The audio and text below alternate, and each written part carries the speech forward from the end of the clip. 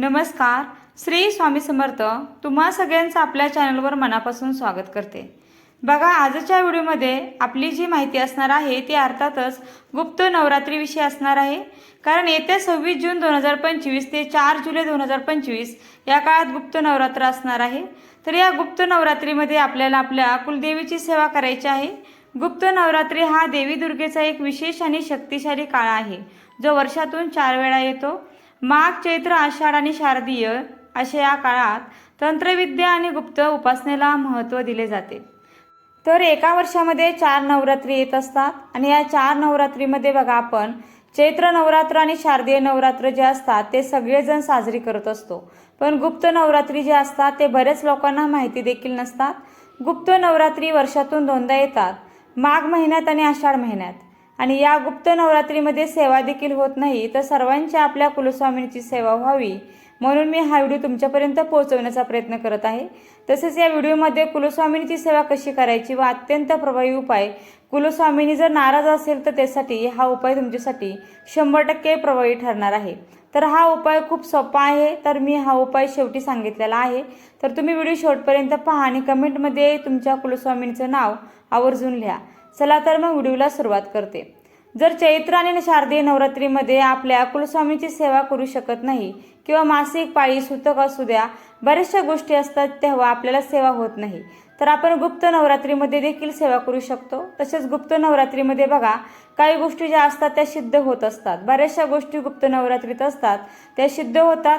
सिद्ध साधक जे असतात, उपासक जे असतात ते या नवरात्रीची वाट बघत असतात. कारण या नवरात्रीमध्ये जो कोणी सेवा करत असतो त्यांना सिद्धी प्राप्त मिळत असते.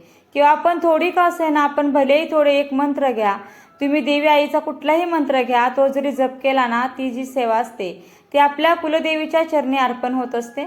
भलेही तुमची कुलदेवी कोणतीही असू द्या, मी तुम्हाला म्हणणार नाही. आता बऱ्याच लोकांचा प्रश्न येईल की आम्ही चैत्र नवरात्रीमध्ये आरत्या लावतो किंवा आमची शारदीय नवरात्रीमध्ये पूजा केली जाते किंवा घट देखील बसवला जातो. हे बघा, तुमची देवी कुठलीही असू द्या, पण या 4 नवरात्रीमध्ये तुम्ही जर तुमच्या कुलस्वामिनीची सेवा केली तर ती आपल्या कुलदेवीला अर्पण होत असते, हे लक्षात घ्या. म्हणून तुम्ही कोणतीही कुलदेवी असली, तुम्ही थोडी असू द्या ती सेवा केली तर तुमच्या कुलदेवीला जाणार आहे. म्हणून आता गुप्त नवरात्र जे आहे ती येणार आहे बघा, 26 तारखेपासून 26 जून ते 4 जुलै या कालावधीपर्यंत आपली नवरात्र चालणार आहे. आता घटस्थापना, पाठ वगैरे मांडू का, अखंड दिवा लावू का, तुमची इच्छा. पण आमच्याकडे फक्त शारदीय नवरात्रीत घटस्थापना केली जाते. त्यामुळे मी तुम्हाला सर्वप्रथम एकदम सोपी अशी सेवा कोणती तर तुम्हाला सांगेल, अखंड दिवा प्रज्वलित करणे. अखंड दिवा जो असतो तो प्रज्वलित करायचा आहे. आपल्याला सकाळी संध्याकाळी तेल आपण त्यामध्ये टाकायचं. आपल्या कुलदेवीच्या चरणी ही छोटीशी सेवा आपल्याला अर्पण करायची आहे. अगदी संकल्प करा. संकल्पामध्ये देवी आईला सांगावं की मी तुमच्या सेवेमध्ये जो दिवा आहे तो मी प्रज्वलित करत आहे, ही सेवा माझ्याकडून करून घ्या. अगदी सोपी सेवा आहे. 4 नवरात्री येतात, 4ही नवरात्रीमध्ये तुम्ही अखंड दिवा प्रज्वलित करू शकता. याला काही नियम वगैरे लागत नाही. आता तुम्हाला दुसरं म्हणजे सांगेल बघा, नवरात्रीमध्ये तुम्हाला जी सेवा पटेल ती तुम्ही करू शकता. अगदी बघा, दुर्गा सप्तशती या ग्रंथाचं पारायण करा. शुद्ध कुंजिका स्तोत्राचं तुम्ही अनुष्ठान जे असतात ते तुम्ही या नवरात्रीमध्ये करू शकतात. 9 दिवस अगदी संकल्पयुक्त करा किंवा बिना संकल्पयुक्त करा. दररोज थोडी का असेना सेवा आपल्याला अर्पण करायची आहे. त्यानंतर तुम्हाला सांगेल, एखादा मंत्र घ्या, कुठलाही मंत्र घ्या. अगदी तुम्ही तुमच्या गुरुमंत्र घेतला तरी देखील चालेल किंवा आई भगवतीचा मंत्र जो आहे तो घ्या. ओम दुम दुर्गाये नमः हा मंत्र अगदी तुम्ही छोटासा मंत्र आहे, हा जप केला तरी देखील चालेल. किंवा नरवाण मंत्र जो आहे तो घ्या, जप करा, एक माळ करा. जेवढं तुम्हाला वेळ साध्य होईल तेवढी छोटीशी का असेना ती सेवा कुलदेवीच्या चरणी आपण अर्पण करायची आहे. आता बऱ्याच लोकांना प्रश्न पडतो की नियम कोणते पाळायचे. या नवरात्रीमध्ये तुम्हाला सांगेल, जर पाळता आले तर मग मांसाहार जो आहे तो वर्ज्य करावा. नंतर मद्यपान हे वर्ज्य करावं. आपल्या घरात अगदी 9 दिवसांचा कालावधी आहे, जास्त काही नाही. त्यानंतर मी दुसरं सांगेल, परान्न हे वर्ज्य करावं. तुम्ही जर पाठ किंवा सेवा कुठलीही करत असणार तर या दिवसामध्ये तुम्हाला ते पालन करायचे. आता बरेच नियम लोक बोलतात, ताई चप्पल घालायची नाही का, ती तुमची सोयीची आहे. तुमची इच्छा असेल की मला चप्पल परिधान करायची नाही तर नका करू. तुम्हाला जर करायची असेल चप्पल परिधान तर बघा, चामडी चप्पल जे असतात, चामडी जे बूट असतात किंवा चप्पल असतात त्याचा त्याग तुम्ही म्हणजे ते वर्ज्य करत असतात, ते करू नका. तरीही चालेल, काही हरकत नाही. किंवा जो काही नियम नाही किंवा तुम्हाला म्हणजे एकदम कटाक्षाने हा नियम पाळायचा आहे तसं काही नाही. तुमची मनाची इच्छा त्या पद्धतीने तुम्ही करू शकता, कारण आपण घटस्थापना करणार नाहीये. आता उपास करावे का? आता तुमची इच्छा असेल तर तुम्ही सप्तमी, अष्टमी आणि नवमी या 3 दिवसामध्ये तुम्ही उपास केला तरी देखील तुम्हाला नवरात्रीचा उपास केल्याचं पुण्य प्राप्तही मिळेल. तुम्हाला पूर्णपणे पुण्य जे असतं कुलदेवीचं ते मिळून जाणार आहे. हे सुद्धा सेवा तुम्ही छोटी करू शकता, काही हरकत नाही. या पद्धतीने करा. आणि उपवास जर जमलं तर बसता उठता जसं बोलतात पहिल्या दिवशी आणि शेवटच्या दिवशी केला तशा पद्धतीने सुद्धा तुम्ही सेवा करू शकता. आता दुर्गा सप्तशतीचे पाठ किती करावे? तुमच्या इच्छेवर करा. संकल्पित तुम्हाला 14 शक्य झाले 14 करा, 9 शक्य झाले 9 करा, 1 तरी करा. या पद्धतीने तुम्ही करू शकतात. 1 पाठ करा, कुठल्याही दिवशी करा, कुठल्याही मंगळवार त्या कालावधीमध्ये येईल त्या मंगळवारी करा किंवा शुक्रवारी करा. नाही जमलं तर 2-2 अध्यायाप्रमाणे असे किंवा 1-1 अध्यायाप्रमाणे किंवा 2 अध्यायाप्रमाणे या पद्धतीने तुम्ही 7 दिवस 8 दिवसात 1 पारायण पूर्ण करा. थोडी का असेना तुम्हाला या नवरात्रीच्या कालावधीमध्ये गुप्त नवरात्रीची जी येणार आहे त्यामध्ये थोडी सेवा तुम्हाला कुलदेवीची करायची आहे. कारण या नवरात्रीमध्ये जी कोणी सेवा करत असतं ते आपल्या कुलदेवीच्या चरणी डायरेक्ट अर्पण होत असते. आणि ही गुप्त नवरात्री का म्हटली जाते? कारण ही सेवा आपली गुपित सेवा असते. आणि या नवरात्रीमध्ये या 9 दिवसांच्या रात्रीमध्ये जो कोणी सेवा करत त्याला अनन्यसाधारण फळ मिळत असतं. म्हणून तुम्हाला सांगेल, छोटी का असेना ती सेवा तुम्ही नक्की करा. बघा, आपल्या कुलदेवीचा आशीर्वाद आपल्या कुटुंबावर असेल तर आपल्याला कोणत्याच अडचणीचा सामना करावा लागत नाही. आणि त्यामुळे आता ही गुप्त नवरात्र आहे तर तुम्ही या नवरात्रीमध्ये अगदी छोटे छोटे जी जमेल ती सेवा आवर्जून करा. जरी घटस्थापना नसली तरी 9 दिवस तिचं वास्तव्य, तिच्या लहरी या दिवसामध्ये जास्त प्रमाणामध्ये असतात. त्यामुळे जशी जमेल तशी सेवा तुम्ही आवर्जून करा. कारण ज्या त्या दिवसांना खूप महत्त्व असतं आणि त्या सेवाही आपल्याला बरंच काही देऊन जातात. आता नैवेद्य आपण काय करावा? बघा, रोजच्या रोज दूध साखरेचा नैवेद्य, दही साखर द्या किंवा खडी साखरेचा नैवेद्य आपण दाखवू शकतो. आपण जे जेवण करणार आहोत, सात्विक भोजन घेणार आहोत, तो नैवेद्य तुम्ही कुलदेवीला अर्पण करू शकता. अगदी तुम्ही दूध साखर किंवा खडी साखर रोज दाखवली तरी सुद्धा चालेल, किंवा खिरीचा नैवेद्य दाखवू शकता. या पद्धतीने तुम्ही नैवेद्य सुद्धा अर्पण करू शकता. आता या नवरात्रीमध्ये तुम्हाला कन्यापूजन करायचं असेल तर तुम्ही 1 कन्या 2 कन्या अगदी तुमच्या इच्छेनुसार कन्यापूजन देखील करू शकता. कन्यापूजन अगदी साध्या सोप्या पद्धतीने करू शकता. कन्या बोलवा, त्याचं पाद्यपूजन करावे, त्यांना आपण हळदी कुंकू लावा, चुनरी देऊ शकता. जे काही एक वस्तू दिली तरी चालेल, नुसतं हळदी कुंकू आपण लावलं त्यांना तरी चालेल. कन्या मात्र 2 वर्षापासून ते 10 वर्षाच्या कालावधीच्या मधल्या असाव्यात. 1 वर्षाची कन्या चालत नाही किंवा 10 वर्षाच्या नंतरची देखील चालत नाही. ठीक आहे. तर बघा, अगदी छोट्या छोट्या सेवा ज्या असतात ना त्या तुम्ही करा. कुठलीही एक करा. दिवा प्रज्वलित करा, कन्यापूजन करू शकता, सप्तशती ग्रंथाचं पारायण तुम्ही करू शकता, किंवा मग कुंजिका स्तोत्र जे आहे त्याचं पठण तुम्ही करू शकता. एखादं कवच घ्या, दैव्य कवच, याचं अनुष्ठान तुम्ही करू शकता. कुठलीही सेवा नाही तर एक मंत्र जप घ्या, एखादा मंत्र घ्या देवीचा, कुलदेवीचा मंत्र आपण जप करू शकतो. कुठलीही सेवा केली ना त्याचं अनन्यसाधारण असं महत्त्व आहे. बघा, या सृष्टीला निर्माण करणारी फक्त एक आदिशक्ती आदिमाया आहे. त्याप्रमाणे तुम्हाला सांगेल, देवी आईची सेवा ज्या घरामध्ये घडत असते ना त्या घरात कशाची कमी पडत नाही. तिच्याशिवाय सगळं काही अपूर्ण असतं. म्हणून कुलदेवीची सेवा आपल्या घरात करायची असते. आपली कुलदेवी ही आपल्या कुळाचं रक्षण करत असते. तिची सेवा केल्याने तुमच्या कोणतीही अडलेली कामं असतील तर ती मार्गी लागतील. तसे जे काही कोणत्याही गोष्टी होत नसतील तर त्या नक्कीच या कुलदेवीच्या सेवेच्या माध्यमातून होतील. अगदी निसंकोचपणे तिची सेवा करा. तिच्या चरणी ही सेवा तिला अर्पण करा. कारण नवरात्री जास्तीत जास्त तिच्या लहरी पाहायला मिळतात.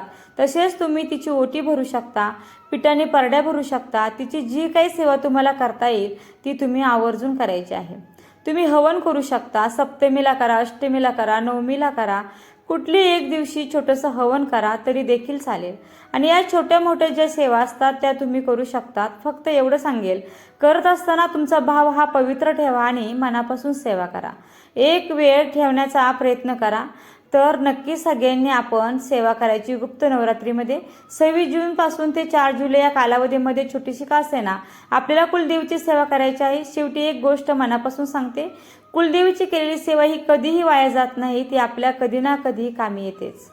आता मी तुम्हाला एक अत्यंत प्रभावी आणि सोपा उपाय असा कुलदेवीचा सांगणार आहे. तर हा उपाय किंवा सेवा म्हणता येईल, जेणेकरून तुमच्या सगळ्या अडचणी याने दूर होतील. बघा, जीवनामध्ये खूप अडचणी येतात. अडचणी या संपायचं नाव घेत नाही. सगळे उपाय केले तरी यश काही येत नाही. तर मी अगदी सोपा उपाय कुलदेवीचा सांगणार आहे.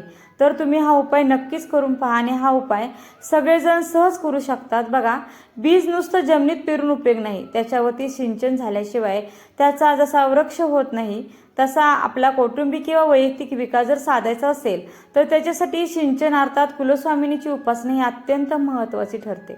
मग आपल्या परंपरेप्रमाणे जर विचार केला तर कुलस्वामिनीची उपासना म्हणजे आपण साधारणपणे कुळाचाराचे व्रत करत असतो. अशी वेगवेगळ्या पद्धतीचे कुळाच्या सेवा आपल्याला वेगवेगळ्या कुटुंबामध्ये पाहायला मिळतात.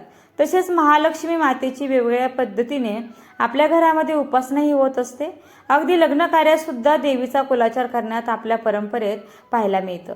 पण या व्यतिरिक्त कुलस्वामिनीच्या उपासनेमध्ये एक गोष्ट मी तुम्हाला आवर्जून सांगणार आहे. ज्या वेळेला आपण महालक्ष्मी बसवतो त्यावेळेला ते मुखवटे घरामध्ये आणताना, त्याची स्थापना करताना त्यावेळेला त्या अगोदर आपण घरामध्ये हळदी कुंकवाच्या पावलांचे ठसे आपण तयार केलेले असतात. तुळशी वृंदावनापासून ते जिथे आपण गौरीची स्थापना करणार आहोत अगदी तिथपर्यंत प्रत्येक पावलावर टेकवत ते आपण त्या घरामध्ये आणत असतो. आणि याच्या मागची भूमिका काय की या पावलांनी हे महालक्ष्मी माझ्या घरात ये. मग आता तुमच्या लक्षात आलं का की ही पावलं साध्या रांगोळीची नसतात, तर ते हळदी कुंकवाचीच का असतात? कारण हेच लक्ष्मी स्वरूप आहे. यामध्ये तुम्ही बघा की या हळदी कुंकवाच्या मध्ये ऊर्जा आहे, त्या ऊर्जेच्या रूपाने माता लक्ष्मी आपल्या घरात प्रवेश करते. त्यामुळे आपली कुलदेवी आपल्यावर नाराज असेल, आपल्या कामात काही अडचणी येत असतील तर आपल्या देवघरामध्ये आपण हळदी कुंकवाचा करंड ठेवा. एकामध्ये हळद आणि दुसऱ्यामध्ये कुंकू, या पद्धतीने हा करंड न झाकलेला ठेवा. काही काळानंतर साधारण वर्षाने जेव्हा तुम्हाला योग्य वाटते बदलायला त्यावेळेला तो बदलून घ्यावा. त्याच्यातला हळदी कुंकू घरातल्या सौभाग्यवती स्त्रियांनी उपयोगात आणावं. पण हळद आणि कुंकू याच्यामध्ये जसं घरामध्ये कुलदैवत आणि कुलदेवी या दोन यांच्यामध्ये बघा, जसं पुरुषाला कुंकू लावलं जातं स्त्रीला हळदी कुंकू लावलं जातं, या जर दृष्टिकोनातून विचार केला तर कुंकू ही देवता आणि हळद कुलस्वामिनी म्हणून जर विचार केला तर एक सकारात्मक ऊर्जा, त्या शक्तीचा निवास आपल्या घरामध्ये बनलेला राहतो. आणि म्हणूनच तर घरामध्ये असा हळदी कुंकू लावण्याचा प्रकार आहे. हळद आणि कुंकवामध्ये एक पॉझिटिव्हिटी असते की जी समोरच्या व्यक्तीने पाहिल्यावर त्याच्या सुद्धा मनामध्ये वाईट विचार येत नाही. थोडक्यात काय की हे लक्ष्मीकारक कुंकू आणि हळद या दोन्ही गोष्टी अत्यंत महत्त्वाच्या आहेत. हे हळद आणि कुंकू आपल्याला देवऱ्यामध्ये ठेवायचं आहे आणि आपल्याला याच्यातले हळद आणि कुंकू आपल्याला रोज अजिबात वापरायचं नाही. त्यासाठी वेगळे हळद कुंकू ठेवा. आता हा जो उपाय आहे तो तुम्ही या गुप्त नवरात्रीमध्ये केला तर खूप प्रभावी आहे. आणि जर नाही केला तर तुम्ही नंतर कधीही मंगळवार, शुक्रवार, पौर्णिमा, अमावस्या या दिवशी देखील आवर्जून करू शकता. आपल्याला असं शक्य नसेल तर आपण एखादं हळदीचं झाड कुंडीमध्ये लावून ते सुद्धा आपल्या घरामध्ये ठेवू शकता. याच्यामुळे सुद्धा आपल्या घरामध्ये कुलस्वामिनी ही ऊर्जा स्वरूप आहे ते आपल्या घरामध्ये राहील. हा हळदी कुंकवाचा मी जो उपाय करून तुम्ही देवीची उपासना करा. बघा, तुमच्या घरामध्ये कोणता वास्तुदोष, कोणाची काही अडचण असेल किंवा आणखीन अन्य काही तुमच्या चिंता असतील त्या निश्चित दूर झाल्याशिवाय राहणार नाही. आणि हे इतके सांगितलेले उपाय करूनही काही शक्य होत नसेल तर शेवटचा जाता जाता एक सोपा उपाय सांगून जाते. किंवा अशीच सवय करून घ्या की आपल्या घरातून बाहेर जाताना आपल्या कामाला 1 मिनिटासाठी आपल्या देवघराच्या समोर तिथे जाऊन उभे राहा आणि आपल्या देवांना कुलस्वामिनीला नमस्कार करून बाहेर पडा. आणि घरी आल्यानंतर पुन्हा हात जोडून नमस्कार करा. इतकी सवय लावा जसे आपण घराच्या बाहेर पडताना आई येतो मी असं म्हणून परवानगी घेऊन घराबाहेर पडतो आहे, तसं मी जातोय, मला यश मिळू दे असं तुम्ही कुलस्वामिनीच्या बाबतीत करा. आपले जीवन यशस्वी झाल्याशिवाय राहणार नाही. अशी यश, कीर्ती, सुख, समृद्धी आपणा सर्वांस प्राप्त हो व आई भगवतीची कृपा ही अखंड तुमच्या पाठीशी राहो अशी मी प्रार्थना करते व आजचा व्हिडिओ इथेच थांबवते. चला तर मग सांगितलेली माहिती आहे ती कुलदेवीच्या चरणी मी अर्पण करते आणि इथेच विराम घेते. नंतर अजून भेटते पुढच्या व्हिडिओमध्ये. व्हिडिओ आवडला असेल तर व्हिडिओला नक्की लाईक करा, शेअर करा आणि चॅनलला सबस्क्राईब करायला विसरू नका. आणि व्हिडिओ शेवटपर्यंत पाहिल्याबद्दल अगदी मनापासून खूप खूप आभारी आहे. धन्यवाद. श्री स्वामी समर्थ. जय जय स्वामी समर्थ. रामकृष्ण हरी. जय जय रामकृष्ण हरी. रामकृष्ण हरी. जय जय रामकृष्ण हरी. श्री कुलदेवताये नमः.